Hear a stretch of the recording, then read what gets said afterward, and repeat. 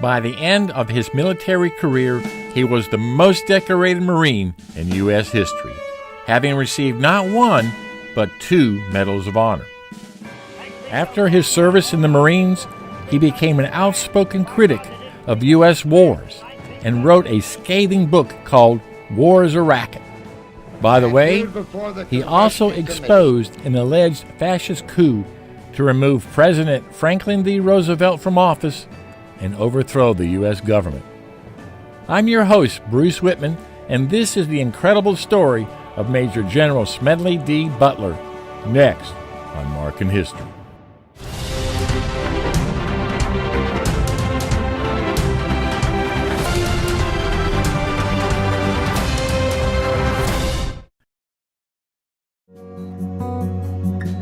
This is the historical marker for General Smedley D. Butler, located here in the foyer of Philadelphia's City Hall. Ironically, this marker honors Butler's public service as Director of Public Safety for Philadelphia rather than his 34 years of military service. Now, let's learn more about the amazing man behind the marker. Smedley Darlington Butler was born July 30th, 1881, in Westchester, Pennsylvania. He was the son of Thomas and Maud Darlington Butler and raised as a Quaker. Both Quaker grandfathers served in the Civil War, and their war stories inspired Smedley with a love of all things military. Thus, the family earned their nickname, the Fighting Quakers. On February 15, 1898, the USS Maine mysteriously exploded and sank in the harbor of Havana, Cuba. 260 U.S. sailors died on that battleship. Stirred up by the press, the American public blamed the sinking on Spain, which then owned Cuba. The mantra was, "Remember the Maine? To hell with Spain." In April, America declares open warfare against Spanish rule in Cuba. Caught up in Spanish war fervor, 16-year-old Smedley Butler could not wait to join up, so he lied about his age and enlisted as second lieutenant in the Marine Corps. Unfortunately for Lieutenant Butler, the Spanish surrendered before he could participate in the Spanish-American War, which ended on August 13, 1898. The easy military victory left the U.S. with a troubling inheritance: possession of the Philippine Islands and its people. Like the Cubans, the Filipinos had suffered under Spanish rule and wanted independence, not another master. When President William McKinley decided to make the Philippines an American territory, the Filipinos rebelled. Thus began an armed conflict between the First Philippine Republic and the United States. The Marine Corps sent Lieutenant Butler to Manila, Philippines in April 1899 in his first opportunity for military action. How did he commemorate this occasion? Like any good Marine, he got a tattoo. A traveling Japanese tattoo artist gave Butler a gigantic Marine Corps emblem tattoo from his neck to his waist, which immediately got infected, relegating him to 3 days of limited duty. In October, Butler finally saw action when he led his company of 56 Marines to take the town of Noveleta from Filipino troops of the new Philippine Republic. By noon, the Marines had dispersed the native defenders and taken the town. Later that same year, rebels in China started a Boxer Rebellion, an anti-foreign, anti-colonial, and anti-Christian uprising by Chinese members of the Righteous Harmonious Fist. To Westerners, these Chinese nationalists were known as Boxers because of this group's dedication to martial arts.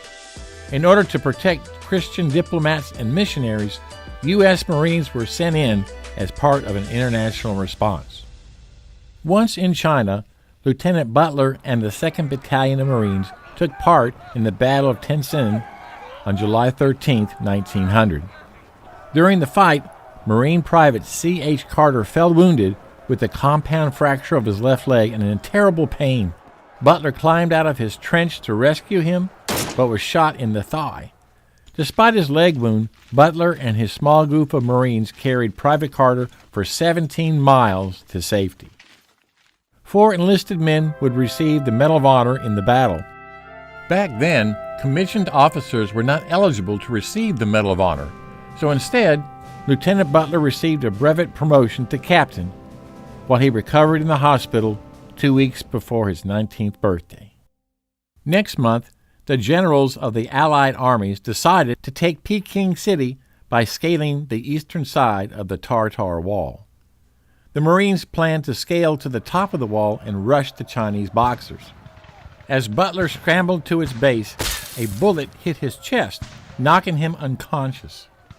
When he awoke, he discovered the bullet had not penetrated his flesh. Rather, it had flattened one of his shirt buttons. For many years after, he carried that button that had saved his life. From 1903 to 1915, Butler led command units in the military occupations of Honduras, Nicaragua, Panama, Haiti, and the Dominican Republic.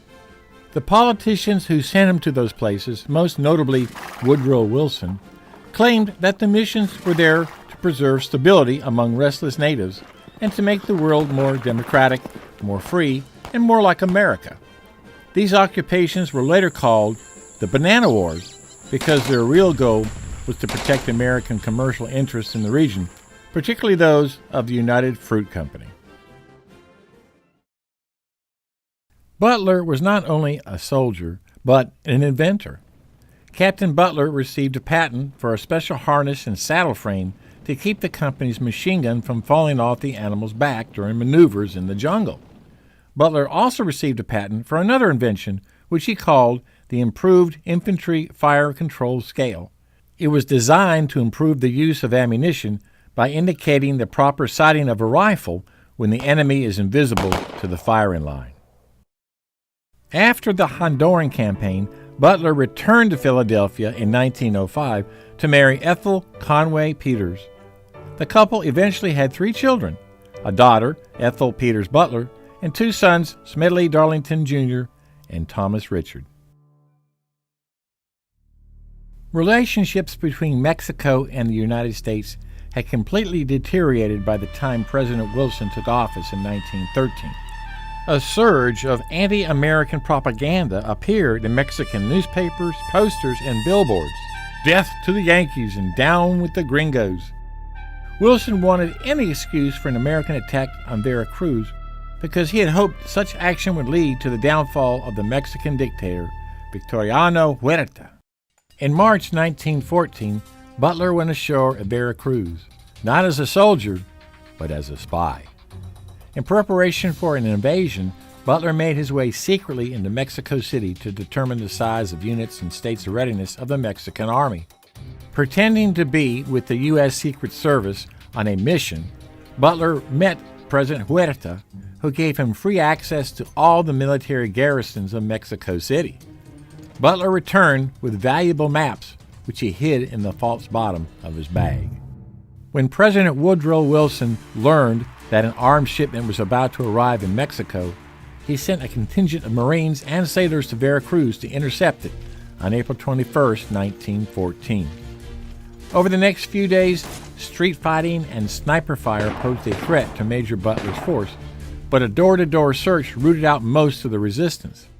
As a result of the Veracruz campaign, Congress authorized officers to receive Medals of Honor, which had formerly been awarded only to enlisted men. For his actions on April 22, 1914, Major Butler was awarded his first Medal of Honor. Butler attempted to return his medal, explaining that he had done nothing to deserve it. The Secretary of the Navy, Josephus Daniels, ordered Butler to keep it and wear it as well, so as not to diminish its merit for those other military men who also received the medal for Veracruz. The following year, Major Butler was in Haiti, fighting Haitian rebels. During a battle that lasted less than 20 minutes, Butler and his Marines took the rebel stronghold and crushed the resistance. This ended the revolution.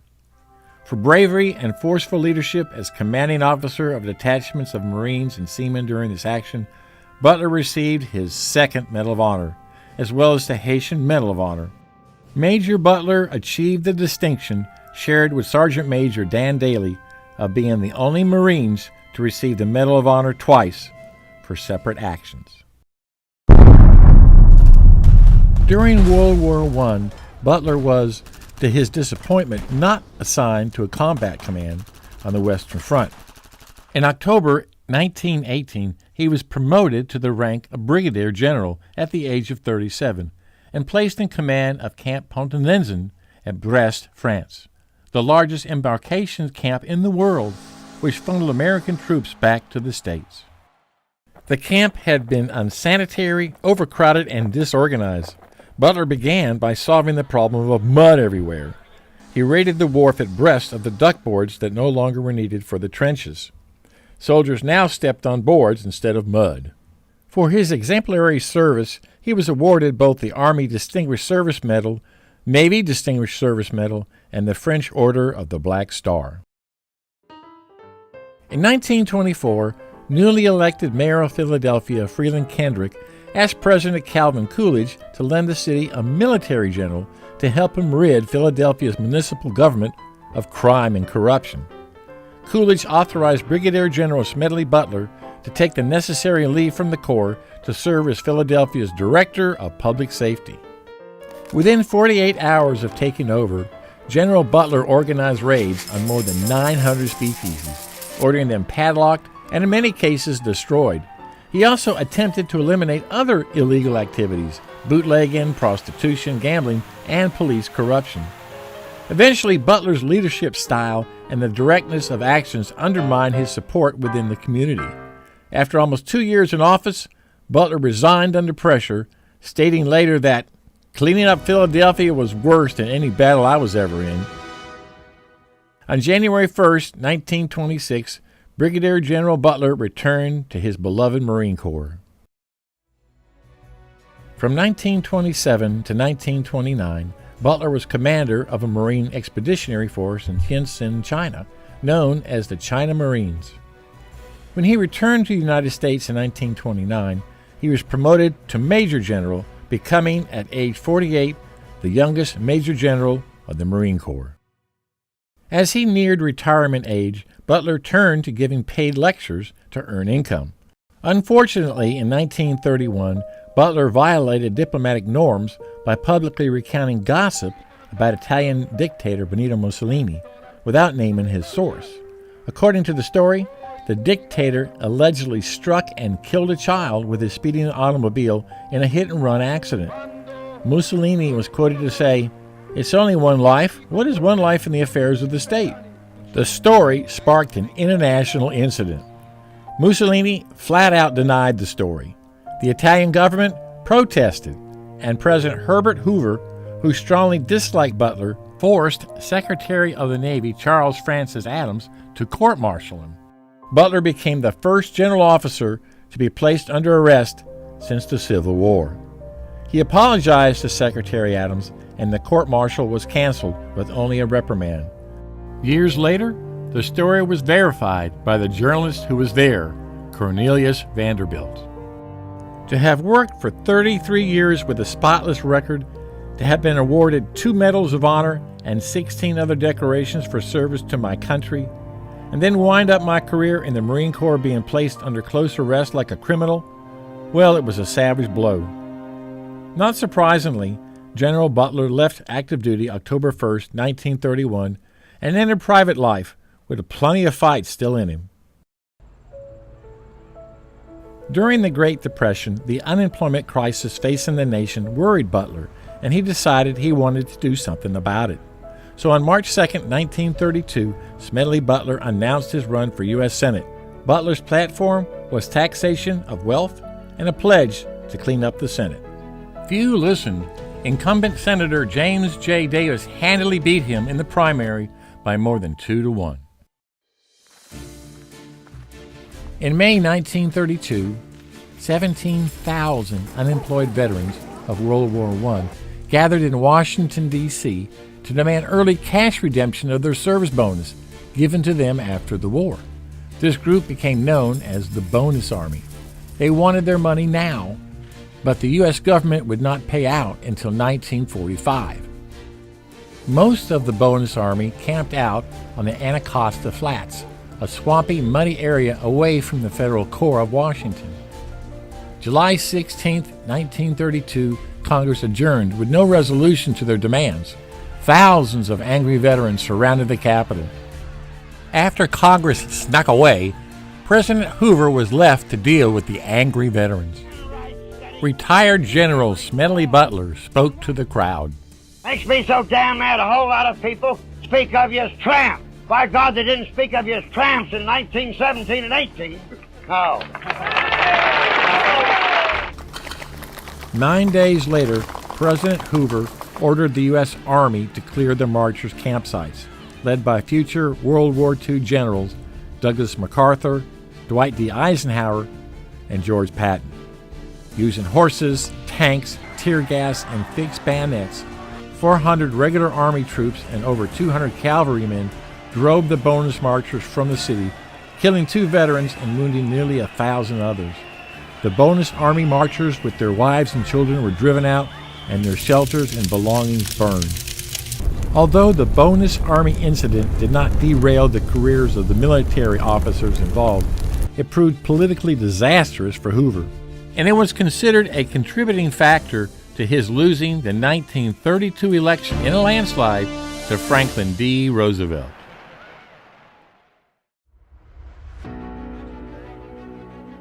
In 1933, a secret group of Wall Street bankers and wealthy industrialists began planning a military coup to overthrow the President of the United States, Franklin Delano Roosevelt. Why, do you ask? It was to save capitalism, of course. FDR had abandoned the gold standard. This group wanted the gold standard back. This alleged plan became known as the business plot. This corporate cabal wanted Marine General Smedley Butler to lead a militia of 500,000 men into Washington to establish a fascist dictatorship and save capitalism. The allegations of the plot came to light when General Smedley Butler testified under oath to the existence of the scheme in 1934. The upshot of the whole thing was that I was supposed to lead an organization of 500,000 men, which would be able to take over the functions of government. I felt it was my duty to tell all I knew of such activities to this committee. My main interest in all this is to preserve our democratic institution. I want to retain the right to vote, the right to speak freely, and the right to write. If we maintain these basic principles, our democracy is safe. While nobody was prosecuted, a final report by a special House of Representatives committee confirmed some of Butler's testimony and was conclusive about the plot. There is no question that these attempts were discussed, were planned, and might have been placed in execution when and if the financial backers deemed it expedient. For some people, General Smedley Butler had saved American democracy.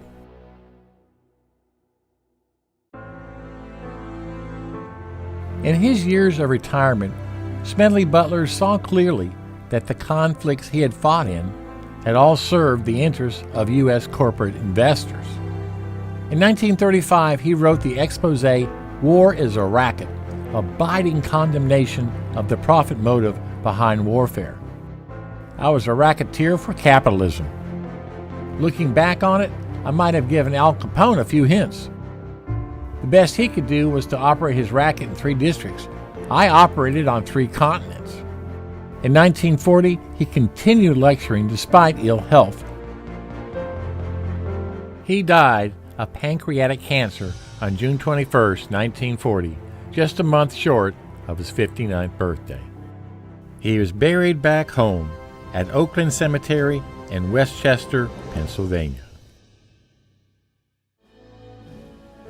By the end of his military career, Major General Smedley Butler had received 16 medals, 5 for heroism. He is the only Marine to be awarded the Brevet Medal and 2 Medals of Honor, all for separate actions. He had also become an unrelenting voice against the business of war. There are only 2 things we should fight for. 1, is the defense of our homes, and the other is the Bill of Rights. War for any other reason is simply a racket. 1 year and 6 months after his death, the Japanese attacked Pearl Harbor on December 7, 1941. If history can be taught with stories, it can never be forgotten. Please like our video, subscribe to our channel, and ring the bell to stay informed on the latest videos. And don't forget to leave your comments below and tell us what you like about this video.